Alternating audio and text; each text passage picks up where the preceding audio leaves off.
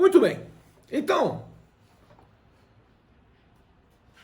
vejam, a propriedade, a posse ou domínio útil de um bem imóvel por natureza ou por acessão física são o fato gerador do IPTU. Só que tem uma característica aqui interessante, aqui no artigo 32 do CTN, que diz o seguinte no seu parágrafo 1º. Ele diz: para os efeitos desse imposto, entende-se como zona urbana a definida em lei municipal, observado o requisito mínimo da existência de melhoramentos indicados em pelo menos 2 dos incisos seguintes, construídos ou mantidos pelo poder público. E aí elenca 5 melhoramentos. Vejam vocês: meio fio ou calçamento com canalização de águas pluviais. 2. Abastecimento de água. 3. Sistema de esgotos sanitários. 4. Rede de iluminação pública com ou sem posteamento para distribuição domiciliar. 5. Escola primária ou posto de saúde, a uma distância máxima de 3 quilômetros do imóvel considerado. Vejam, 5 hipóteses, das quais há necessidade de preenchimento de pelo menos 2 para que se possa cobrar IPTU. Por que isso, senhores? Vejam só, uma razão muito simples. O que define o que é zona urbana e o que define o que é zona rural? É uma lei municipal. E nesse caso, essa lei municipal é chamada planta genérica de valores. Essa planta genérica de valores estabelece o valor venal de cada imóvel localizado na zona urbana do município, que é definida por essa mesma lei. Então, veja, existe uma tendência. Então, todo município brasileiro, ele tem uma zona urbana e uma zona rural. E o que define o que é zona urbana e o que é zona rural é a lei municipal. Então, o que acontece? Existe uma tendência, evidentemente, do poder executivo, do prefeito, né, querendo arrecadar mais, sempre querendo arrecadar mais. O que ele vai fazer? Ele vai expandir a zona urbana do município. E à medida em que ele expande a zona urbana, ele alcança imóveis que não estavam na zona urbana, estavam na zona rural. A grande questão é: qual é o limite dessa expansão para efeito de cobrança do IPTU? Porque senão é fácil, né? Eu expando a zona urbana do município e falo o seguinte: não, meu município não tem zona rural, é tudo zona urbana aqui. Né? Tudo bem, mas você vai cobrar IPTU de um imóvel que não tem meio fio, calçamento, não tem abastecimento de água, não tem sistema de esgotos, não tem rede de iluminação pública e não tem escola primária ou posto de saúde a menos de 3 quilômetros. Então você não pode cobrar IPTU, essa é a questão. Eu tive um caso nos idos do ano de 1992, em que meu cliente era dono de um imóvel lá no município de Pinhalzinho, que no interior do estado de São Paulo, e veio o IPTU de um valor completamente abusivo. O prefeito aumentou 10.000% o valor do IPTU do meu cliente. Meu cliente tinha uma pequena chácara, era uma chácara, um imóvel rural.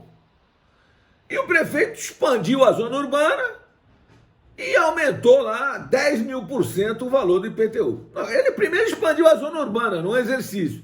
Aí meu cliente falou: não, tudo bem, eu vou pagar IPTU. Aí começou a pagar. Aí num ano lá ele aumentou 10.000%. Aí meu cliente falou: não, preciso fazer alguma coisa, porque o sujeito é insaciável. Aí nós entramos na oportunidade, entramos com a ação, ganhamos. Porque nós simplesmente fizemos uma prova negativa, né, em direito. É o seguinte: ó, você quando alega em juízo um fato negativo, você está invertendo o ônus da prova. Porque você obrigar uma pessoa a provar um fato negativo é aquilo que se chama em direito de prova diabólica. Né? Como é que eu vou fazer uma prova de um fato negativo? Eu não tenho como. Eu tenho como dizer para você: ó, você não me pagou. Se você esfregar um recibo na minha cara, tudo bem. Eu sou litigante de má fé. Mas eu não tenho como provar que você não me pagou, porque você não me pagou, é um fato negativo. Então eu estou dizendo, e eu disse na minha ação, que neste imóvel do meu cliente, que anteriormente se situava na zona rural e agora estava na zona urbana, mas não tem meio fio, não tem abastecimento de água, não tem sistema de esgoto sanitário, não tem rede de iluminação pública e não tem escola primária ou posto de saúde a menos de 3 quilômetros. Não tem. E aí, a prefeitura diz que tem, diz que tinha, porque tem energia elétrica. Energia elétrica não é iluminação pública. Uma coisa é energia elétrica, outra coisa é iluminação pública. O artigo 32, veja, não fala em energia elétrica, fala iluminação pública, com posteamento. Cadê a iluminação pública? Não existia. Não existia nada. E a prefeitura contestou, né? Ela tentou sair aqui pelo parágrafo 2º, porque o parágrafo 2º diz assim, ó, a lei municipal pode considerar urbanas as áreas urbanizáveis ou de expansão urbana constantes de loteamentos aprovados pelos órgãos competentes, destinados à habitação, à indústria ou ao comércio, mesmo que localizados fora das zonas definidas nos termos do parágrafo anterior. Só que ele pegou disso aqui para dizer o seguinte, quando você faz um loteamento, e você aprova um loteamento, a empresa que faz o loteamento e aprova, ela é obrigada a colocar infraestrutura lá. Então, né, essa infraestrutura é o quê? Pô, meio fio, calçamento, com canalização de águas pluviais, tem que ter iluminação pública. Coloca iluminação, né? Então, na verdade, tentaram sair por aqui, mas não conseguiram, não. Nós vencemos a ação e meu cliente passou anos lá, sem pagar IPTU. Até que a prefeitura foi lá, fez não sei o que lá, e aí conseguiu cobrar IPTU do meu cliente. Mas vejam, vejam, é importante que você veja, imposto é tributo não vinculado. Ou seja, o pagamento do imposto nem seja necessariamente nenhuma contraprestação do Estado.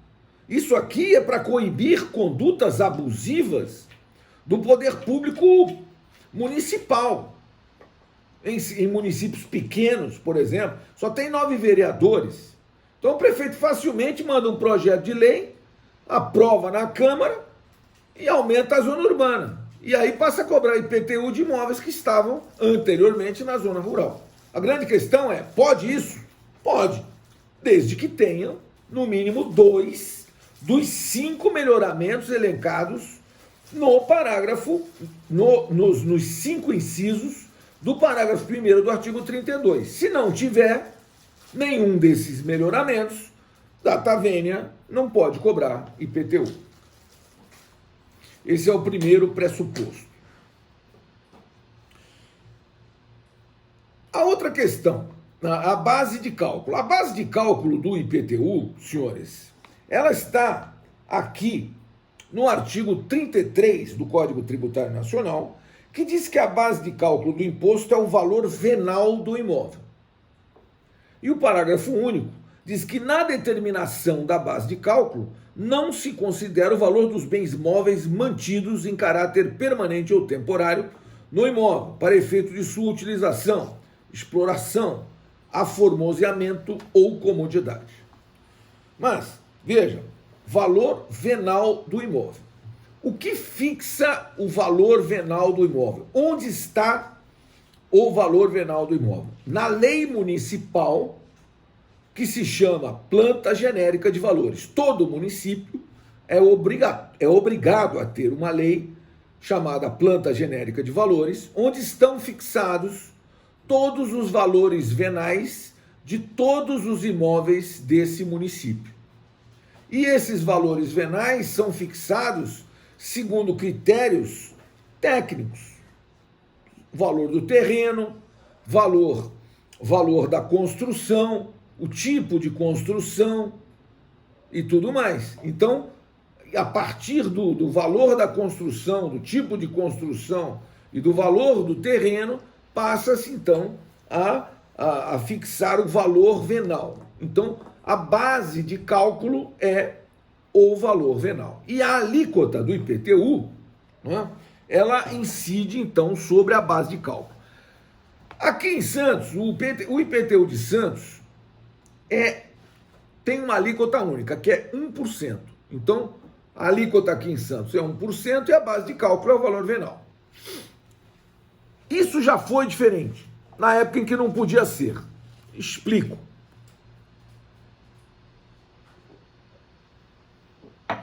É que a Constituição é de 88, né?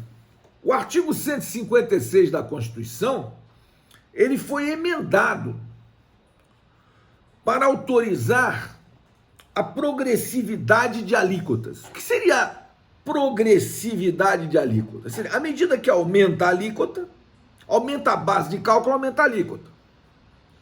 Isso é progressividade. Só que os senhores sabem, né? O IPTU é um imposto real. Então, o imposto real, a prioristicamente, um imposto real não poderia ter alíquotas progressivas. No caso do IPTU, isso aí já resolve a questão que eu coloquei no Moodle para os senhores responderem. No caso do IPTU, pode sim ter alíquotas progressivas. Por quê? Porque o 156 da Constituição foi emendado. Ele foi emendado pela emenda 29, que é de 13 de setembro de 2000. Então, no ano 2000 e somente no ano 2000, a Constituição foi emendada para permitir que o IPTU pudesse ter alíquotas progressivas. Por que permitir? Porque, vejam, olha o que diz o 156. Então ele diz, compete aos municípios instituir impostos sobre, inciso 1, propriedade predial e territorial urbana.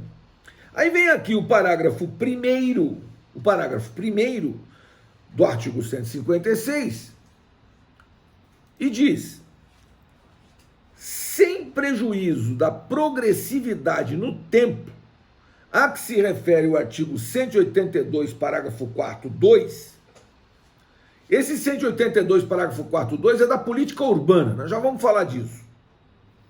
O imposto previsto no inciso 1 poderá, 1, ser progressivo em razão do valor do imóvel.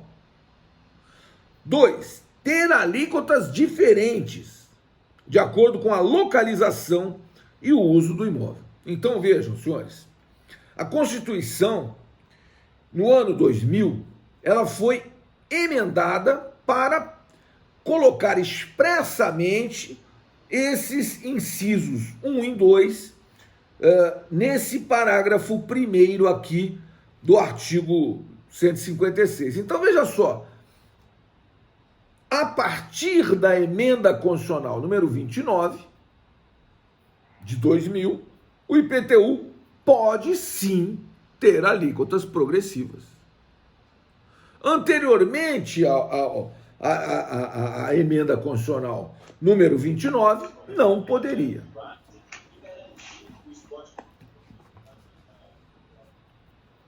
Marina está com o microfone aberto? Aí estava com o microfone aberto, mas fechou agora. Não, olha só. Eu discuti isso durante anos. Sou formado em 1990. Do ano de 1992 até o ano de 1999, o IPTU de Santos era progressivo. Tinha alíquotas progressivas. Só que não tinha autorização constitucional. Olha para isso. Então, ele era progressivo e, por isso, era inconstitucional. Depois do ano 2000, a prefeitura foi condenada em todos os processos que litigou, e aí ela deixou de cobrar alíquotas progressivas. E hoje a alíquota do IPTU de Santos não é progressiva, mas poderia ser. Depois do ano 2000 poderia ser, antes não poderia. E nós discutimos a questão anterior. Vejam, senhores. Então, olha para isso. A súmula, hoje está sumulada a questão. Olha só. E eu comecei a discussão lá pelos idos de 92 e ia discutindo, dizendo, não, isso é inconstitucional. Não tem autorização constitucional para ser progressiva essa alíquota. E aí quando chegou em 2001, já em 2001, essa discussão se prolongou muitos anos, né? Aí o Supremo Tribunal Federal editou a súmula 668, que diz assim, ó: é inconstitucional a lei municipal que tenha estabelecido, antes da emenda constitucional 29 de 2000, alíquotas progressivas para o IPTU, salvo se destinada a assegurar o cumprimento da função social da propriedade urbana, que aí é o da política urbana, é o chamado IPTU punição, do 182, parágrafo 4º, que não era o caso. Então, o que aconteceu? Essa questão foi sumulada, e aí eu discutia isso aqui na comarca de Santos, e vejam o que acontecia, senhores. Eu perdia em primeira instância, perdia no tribunal, perdia no STJ e ganhava no Supremo. Tinha que processar recurso extraordinário. Os juízes faziam ouvidos moucos para a súmula 668. Eu colocava a súmula antes da qualificação das partes. Eu colocava súmula 668. É inconstitucional. Aí depois eu colocava fulano de tal. Eu colocava a súmula antes da qualificação das partes. E todas as varas da Fazenda Pública de Santos ignoravam a posição do Supremo. Não é súmula vinculante, porque se fosse aí também já seria demais. É súmula normal. Muito bem. Então, depois da súmula ficou, agora veja, hoje sim poderia ser progressiva a alíquota do IPTU de Santos. No entanto, pasmem, hoje a alíquota do IPTU de Santos não é progressiva. Poderia ser, mas não é. Quando não poderia ser, era. Quando poderia ser, não é mais. É assim que funciona. Vou interromper a gravação aqui apenas para trocar o vídeo. 1 minuto, por favor.